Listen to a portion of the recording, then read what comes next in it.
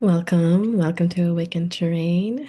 I'm your host, architect Alexandra Bogasant, dedicated to healing the disharmony between our built environments and nature and earth through developing a deep awareness and gratitude of the unseen yet vital threads that connect people to the land. And we can do this through a beautiful design process where we conceive of and construct buildings that are in harmony with nature, in harmony with your soul's calling, and with the land itself, the spirit of place. And this series is a bonus Advent series, and during this third week of Advent, we are honoring the animals, the animal consciousness, the light of animals. And these are great spiritual, a source of great spiritual wisdom for us.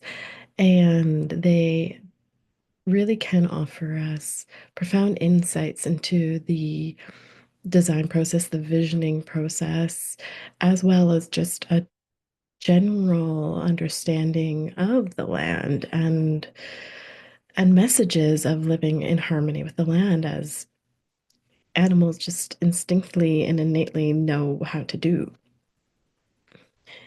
We can think of how animals create their homes and their habitats in a way that is most suited to their being.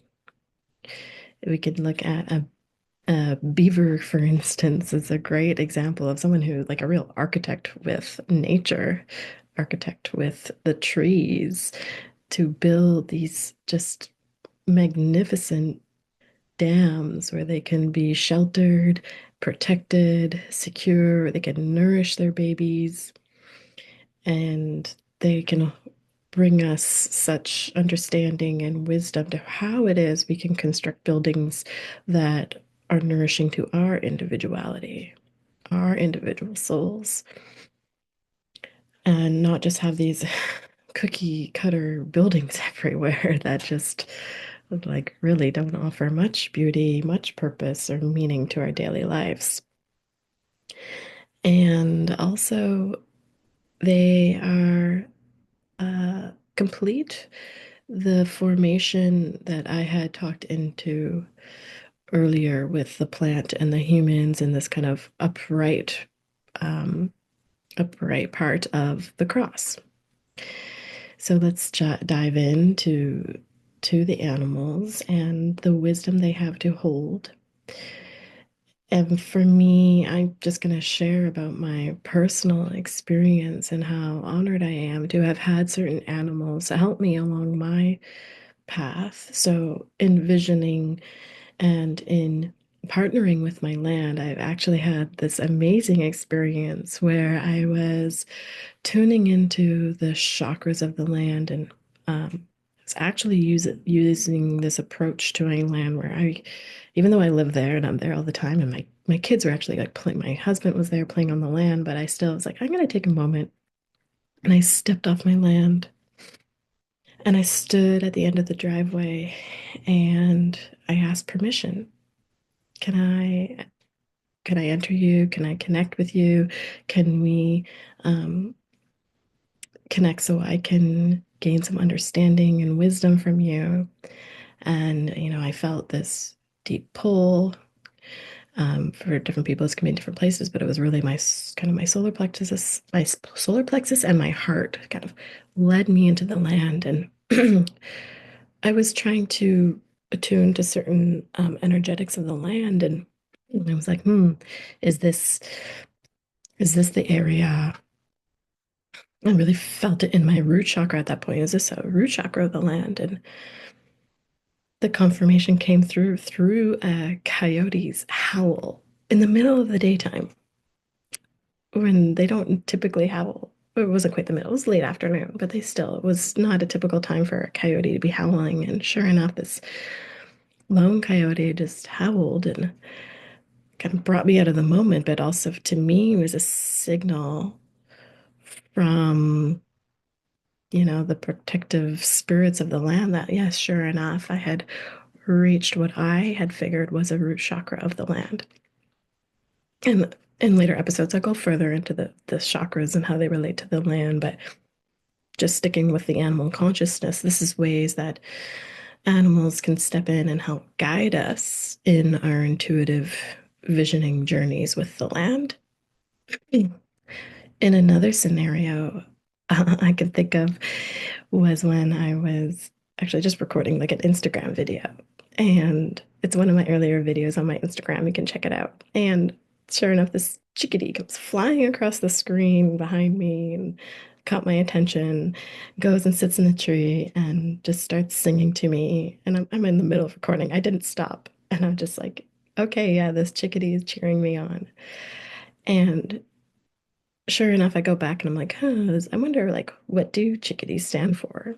And sure enough, like, they really do stand for encouragement. And that singing really did encourage me to just complete that video, post that video, and you can see it on my Instagram. It's one of my most viewed reels. So, yeah, the power of the chickadee came through to support me in this journey of crafting awakened terrain and sharing my voice, sharing the voice of the land and the animals.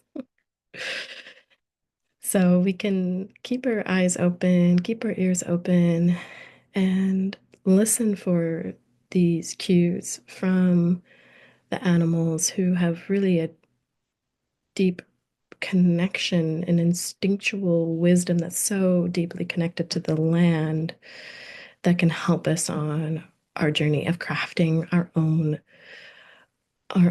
homes and harmonized havens,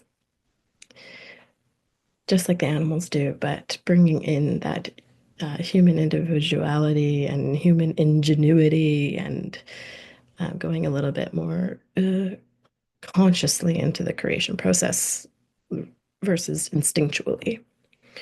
So they really do remind us, though, of these desires and instincts that can often be kind of lower passions as well. They don't have kind of this impulse of morality and goodness that humans are working on crafting. And so, in that regard, they are distinct from animals. We are distinct from animals. Sorry, humans are distinct from animals.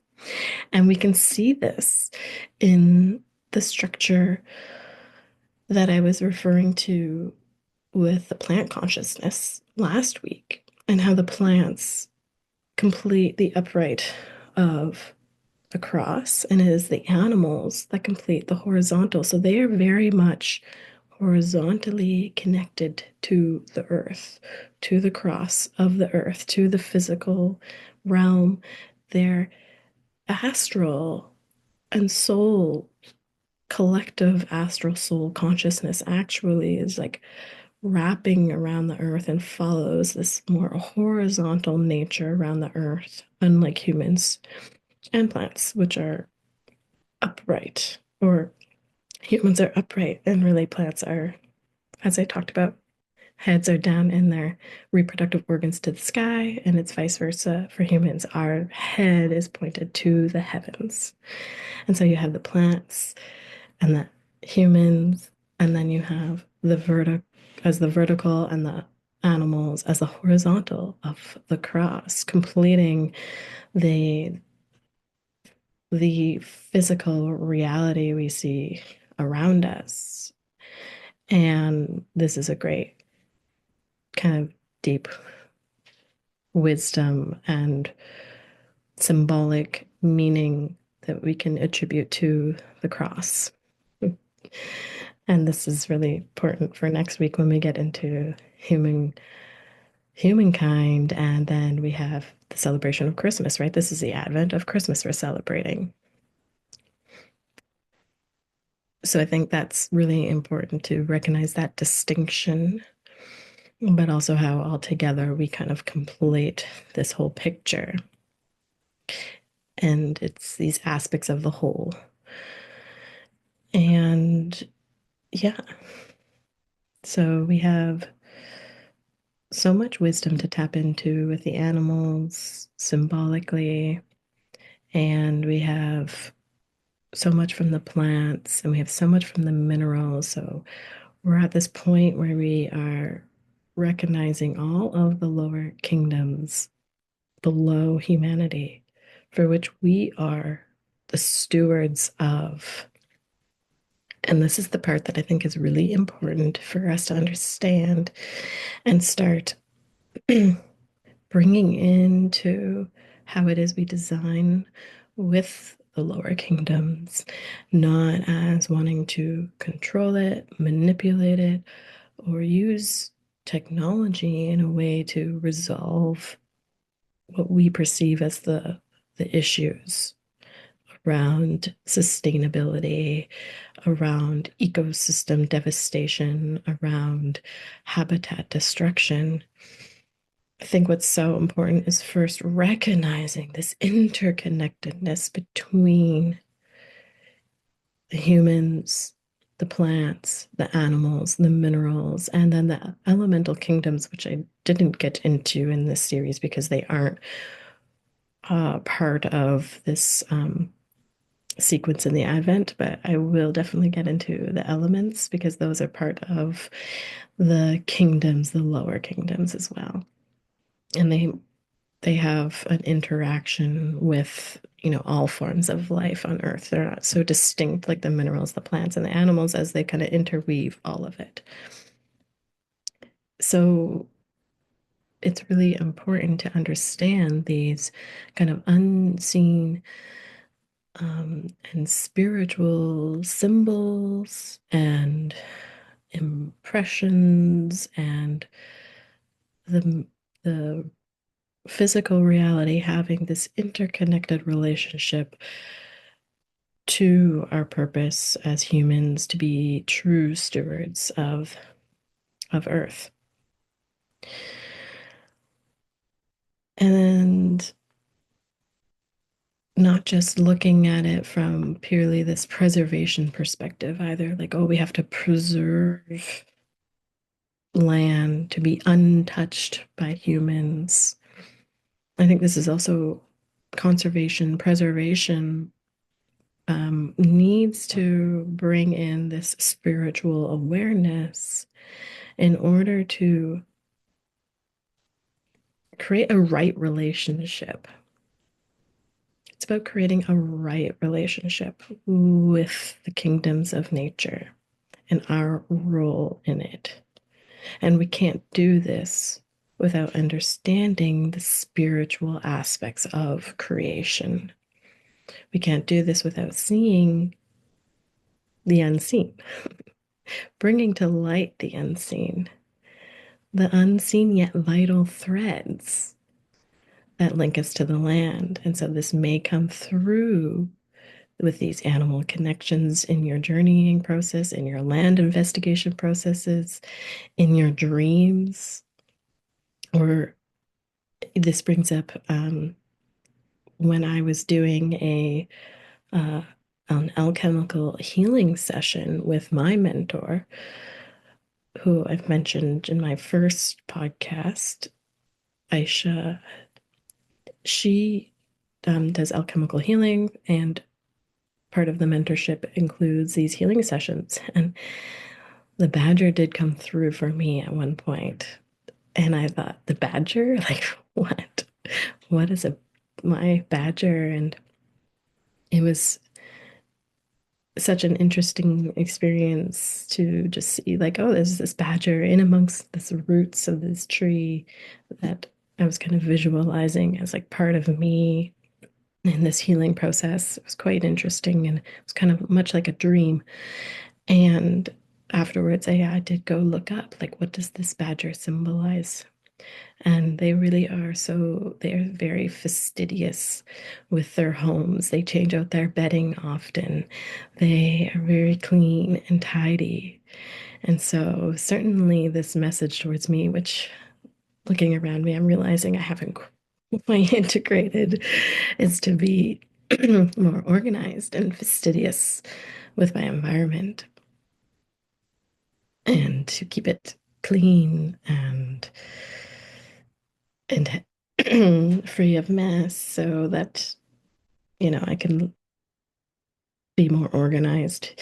Yeah, this is something I need to touch base with the badgers again to see how I do this because it hasn't quite been integrated, this lesson. But this is another way that animals can help us understand how we can be better caretakers of our own space, better caretakers of our land, of our environment, both inside and outside. And they certainly help us do that. So, one way we can kind of tune into this, you could take this as another task, another exercise. So hopefully you've done the plant meditation and you've sent out all your gratitude and awareness to the minerals and the plants that make up your home. But now let's dive into the animal aspects that make up your home, which are very minimal these days. So back in the day, we used to wrap structures in the hide of, think of the teepees with big deer skins or um, caribou. We use the hide and fur of animals to keep our floors warm, to keep us warm, right? So we use animals less so these days, but we've used them a lot. You can even think of there are places that still use something like horsehair in um, adobe mud bricks. So when you're making clay structures, hair actually is a great thing to use within that. So horse or generally was like horse or animal hair of some kind was used in the structure to help, kind of like how straw adds some kind of structure to the material. So this is another way we've actually used animal products. So, but in general, there's probably not a lot of animal products used within your home these days. But, if there's some fur around, just say, oh, thank you. A nice sheep, or maybe you have a hide, cowhide on the ground. And, we should be using all parts of the animals. And we could see this in the indigenous culture, how they never wasted anything. And maybe you have a beautiful drum that's made from a deer hide. That's one of the amazing traditions that's done in my area with the indigenous people in my area where I live. Beautiful, beautiful drums. And yeah, I've actually heard of stories where indigenous people will stop on the side of the highway if they've seen like a fresh, I'm sorry, this is getting graphic, never mind. But you know what I'm saying. They'll actually pick it up so that they can use it at least. The animal can't be eaten, but they can use the hide. And I think that's actually quite beautiful. So yeah, take a moment to look around and see, but also great exercise on top of that is to kind of dive into that animal instinct and like visualize yourself as an animal sniffing out, navigating around your home and seeing what areas need your care and attention the way an animal would do. And you could even imagine maybe you're following an animal around. Maybe a certain animal calls to you and I'm thinking right now how around here we can actually see animal footprints in the snow and we can track where the animal goes. I actually had to do this recently, track a cow on our land. Anyways, we can see where they go and we can track where they tend to sleep. We can track where they tend to eat or use the washroom, where they find water. So, thinking about it like this, we can actually begin to understand the energetics of the land because the animals are innately connected to this. I think I actually learned like if there's a certain area where, say, cows or dogs like to sleep, those are generally really beneficial areas. Really good energies coming out of there. They're going to find areas with good energy versus cats. They actually tend to like areas that are like a little off, believe it or not.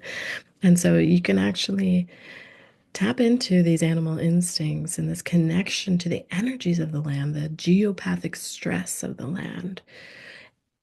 They know, they can feel it, they know it, they follow it, they sense it. And so we can kind of tap into that animal instinct that's also, it is still part of us in a sense. While we are separate from the animals, we can connect with it in this way to gain an understanding of the energies of our land, of our home, and what areas might need more care and attention, what areas might feel a little dark or uncomfortable. What areas do you tend to enjoy being in? And do you enjoy being there because you're like a dog and you feel good when you're there? Or do you enjoy being there because you're a cat and then you tend to like get a little feisty? This reminds me of a story I heard from Dr. Ibram Karim, who developed biogeometry. And he was talking about how he'd sit in the same chair in his house and in the same spot. And he'd always get in like a bad mood sitting there. And he realized, oh, the energy in this space is actually affecting me, this specific spot. So we can think about this intuitive, instinctual aspect and really dive into it. You know, maybe you want to focus on one aspect of your house, one room in your house. Maybe it's your whole yard. And just kind of, you don't even have to like actually travel around on the land or travel like in your house, but just kind of imagine yourself as an animal sniffing out, tracking it on the land, and where do you, you know, if you're going to imagine yourself as a dog, where do you feel so good? You go back to sleep, to rest, to rejuvenate. What areas make you feel very active? What areas make you feel a little bit bad? So, this is a great exercise that we can then tap into and use our own intuitive and instinctual nature to better understand our homes. So, I hope that this is a helpful exercise for you. And I really recommend during this time of Advent, the third week of Advent, where we're really connected to this animal consciousness and honoring the animals, that you can tap into this exercise and help gain some awareness to the energies within your home or on your land or in your office space. Don't look at my mess. Badgers, come help me. Um, so yeah, now the sun has passed. If you're watching the video, you can see I'm in the shade. So it's time to say goodbye. And next week we will dive into the last Advent, the Advent of humankind. I'm really excited for this one. It's going to get a little bit more esoteric and spiritual, um, because this is what it means to be in right relationship as a human to human. um, it really requires us to dive deep within um, everything that really makes up the human consciousness. And that is beautiful and also deep. So I hope you've enjoyed connecting with the minerals, the plants, and the animals. I hope they are helping you develop a deeper awareness and gratitude for your home, for your land, for your office space, for your studio. And until next time, many blessings to you and your land. Take care.